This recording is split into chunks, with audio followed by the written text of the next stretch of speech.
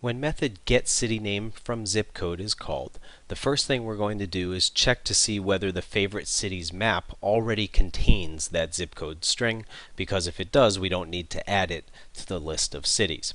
Assuming it does not, then we'll go to the else part of this if-else statement and we'll create and execute a new read location task, which is one of our many classes in this app.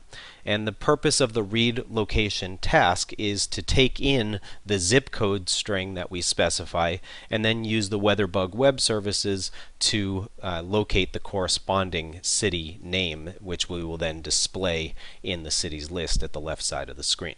So as you can see, the read location task takes three pieces of information: a string representing the zip code, the context in which this task is going to execute, which is our activity in this case, which is why we use the argument this, and then the last item is a location loaded listener, and the location loaded listener interface is defined inside read location task.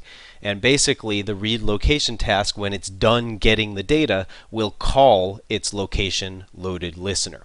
So we've implemented or defined a class that implements the location loaded listener interface. It's called CityName Location Loaded Listener. You'll see that in the next video, and that object will receive the zip code string and the value of preferred. Then we're going to execute this task, and that's going to kick the task off in a separate thread of execution.